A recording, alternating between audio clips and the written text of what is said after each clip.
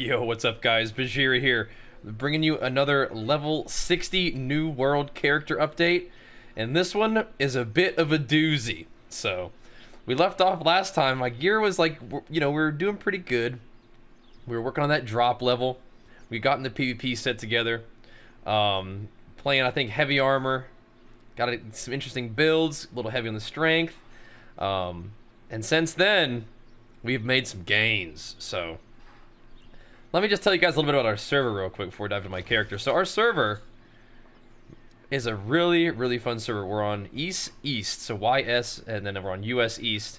On our server, the Purple Syndicate had the most territory for a long time in the beginning because they had sort of jumped out to an early lead and were able to buy up a bunch of territory with gold and stuff. And then the Marauders had like 3 areas. Things got traded around a little bit, but then a lot of the PvPers went to the Covenant, and the Covenant have since sort of torn all the way through. It took like a bunch of bases all the way down from the top to the bottom of the map, and us Marauders had been pushed all the way back to First Light, where at that point we kind of got together at, like, some of the leaders of the guilds got together, figured out how we could work together and put together a war roster to make our last stand at First Light.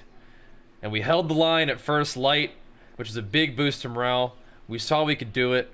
We had a really solid war up in Morningdale where we capped like 2 points, I think, on a very strong army.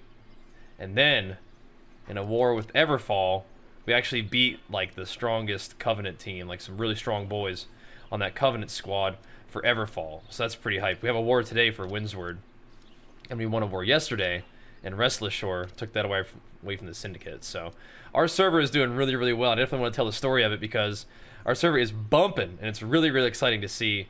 Everybody's got good attitudes, respectful attitudes, competitive attitudes, but everybody's having a good time and looking after the health of the server over anything else. So that's really cool to see that. So that's part of the story that's been happening. But yeah, what's been happening with my own character is I've been doing Fortress Rush. We've been doing, chest runs every day with the Marauder faction. We get everybody out running chest runs.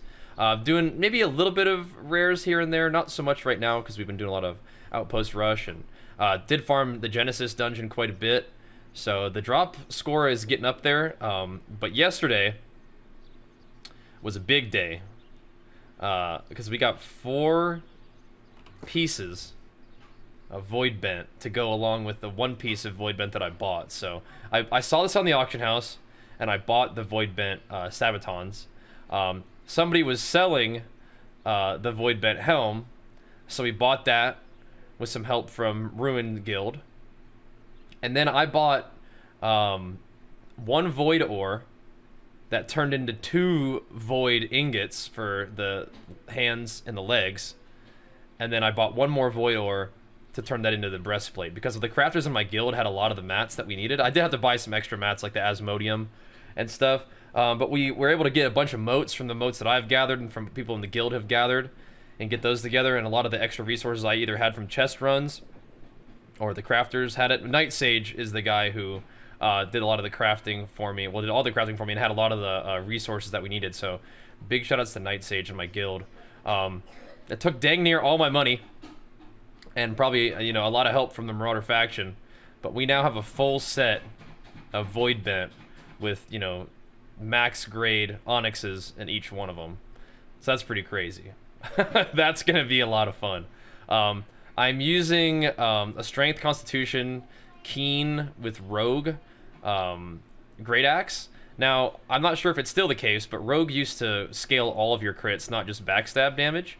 So that's like 17% extra crit damage. It hits pretty hard. I think I'd still love to see like Keen Enchanted. That'd be great. The hammer I'm using is Lifebreaker still, with the good old Sundering Shockwave on there. It has a little bit of dex, which is weird. You could do the 50 dex build. I haven't gotten into that yet, as you can see from my stats. But that's an option. Still rocking the Infinity Crystal. Still rocking Memory of Antonio. Although they changed it, you'll see that instead of having it be slash damage bonus on Memory of Antonio, it's hardy. So you have just a little bit of extra stamina. But it does give you crit, so I need to upgrade this ring at some point. The big upgrades for me are like this ring and this axe are big upgrade points for me. Ill-Gotten Gain is 499 eye level, but it's so good still. It gives you so much cool stuff. And you can get you can get earrings like Ill-Gotten Gain from like Dynasty Shipyard, and you can get one from Genesis that dropped that's very similar, but I don't think they have the regenerating on there, or maybe it's the duplicating toast that they don't have. But either way, you can get things like the Ill-Gotten Gain, but I think I'm gonna rock this one for a while, so I went ahead and put a big gem in there. Since I'm wearing heavy armor, I just wear the shield because I think it looks cool. But yeah, full Voidbent. The thing about Voidbent is it doesn't give you the refreshing that the PvP armor gives you, so it doesn't give you the cooldown reduction. And it also has higher elemental resistance than physical armor. My physical armor is a little bit lower than it would be if I was in full heavy like normal, but I think my total armor is much higher. And I have the big elemental resistance, and I have it all, you know, socketed in with Onyx, so I think it's going to be fine. I think it's going to be absolutely fine. Those are just the sort of potential drawbacks, but you'll see that all these pieces have 25 Constitution, which is just an immense amount of stats to work with.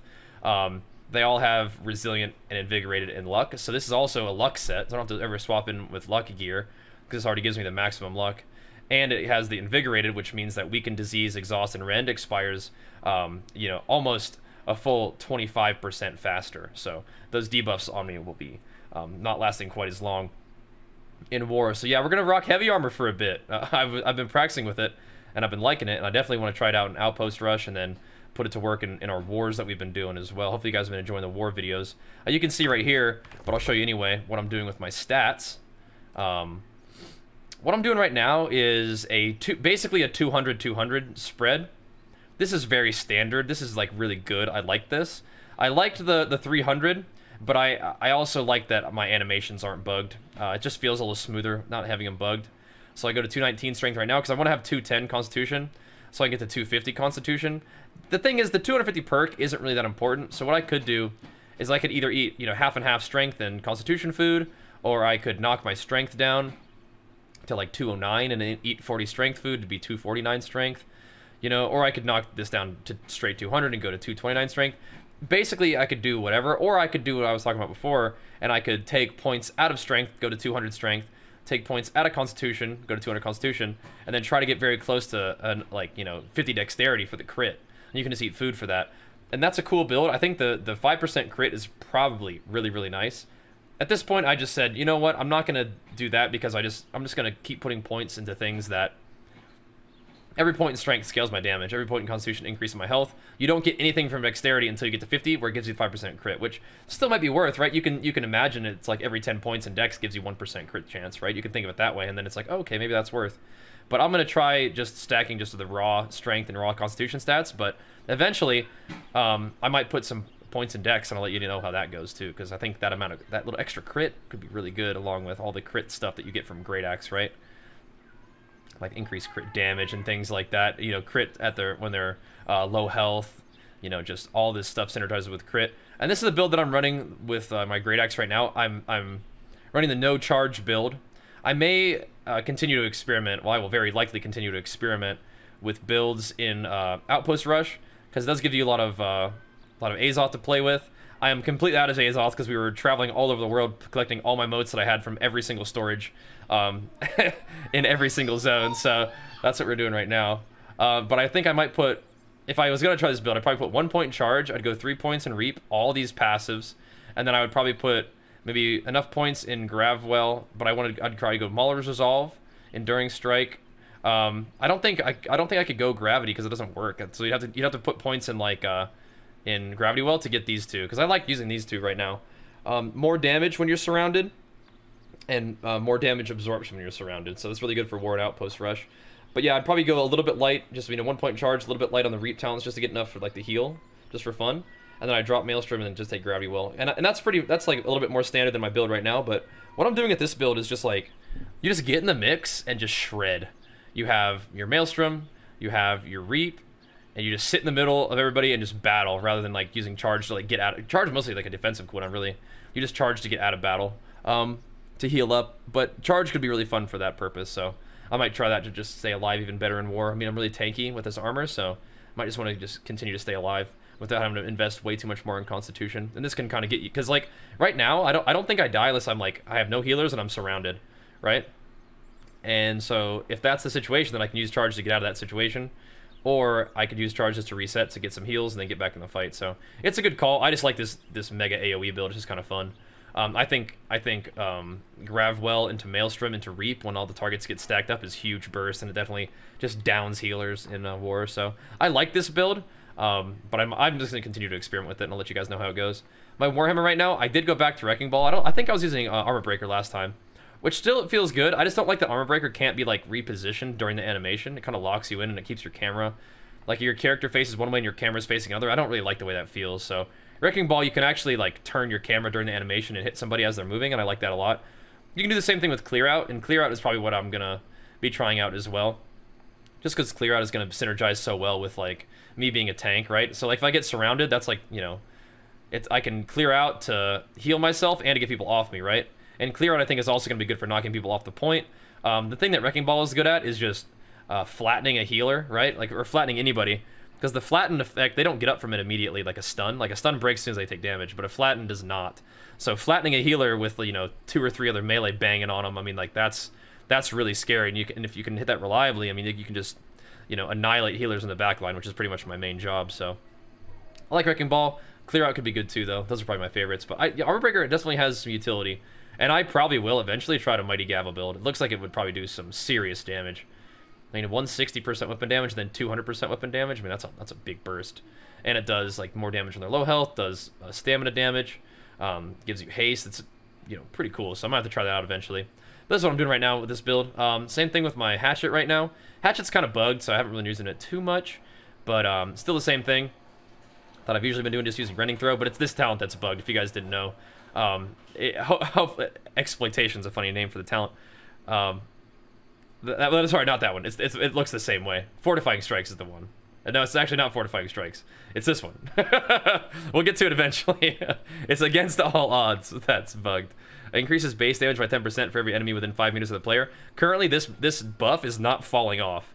It just continues to stack up as long as you don't swap out your hatchet. So just be aware of that. If you're getting hit for like 4,500 with the hatchet, that's why. Hopefully people are not using that in PvP, abusing that in you know, to be exploiting, but just so you're aware of it, that's the talent that's doing it. If you just, you know, if you use your hatchet normally, you're not gonna stack this to absurd amounts, right? You're gonna attack, but you're gonna swap weapons and then it'll go off. But so if you love hatchet, just be aware of that. You probably don't want to exploit that, get in trouble with it, right? So that's my weapon setup, that's my stat setup. This is my gear setup. I guess my trade skills, just for an update, we haven't really... Here's my trade skills. I haven't really been doing a whole lot, but we'll work on them eventually. I'm at least like 100 in like logging and mining and harvesting, so that's good. But you haven't really been doing much crafting, but we'll get there eventually. But yeah, my the main thing for this update that I want to tell you guys about is the Voidbent. Like I said, we spent a lot of money on it, but I think it'll be worth it just to kind of get me set up, because I think Voidbent is insane. But you can get better rares, right? Like, I think. Like, if you can get resilient, and for PvP at least, if you can get resilient and then, like, some sort of, like skill perk, it's a 591 resilient skill perk is probably going to be better than this. Because Invigorated is good, but it's not, like, probably quite as good as a skill perk, and Luck doesn't do anything for you in PvP. So, you can get better items, but I think Voidbent is going to, like, get me, like, really, really solid to farm those items and just be like a really, really strong base until I get them, right? So this is just a good investment, I think, and it's cool to be like, you know, rocking full Voidbent, right? And I still have it transmog because I just like this golden armor. Maybe I'll rock it a little bit, but we'll see. But this is what we're looking like right now. Looking forward to a fun day of outpost rushing today, and then war, and we'll keep you guys posted. Make sure you keep showing these videos love, because I'm having an absolute blast with New World. I think this game has tremendous potential. It's really, really new, so there's all kinds of little quirks and funny stuff going on with it, but I'm sure those things will continue to get ironed out as time goes on, and that doesn't take away from my enjoyment of the game, and hopefully it's not taken away from yours. But either way, thanks for watching, guys. Be sure to share the video some love if you enjoyed it. We'll see you guys next time. Peace.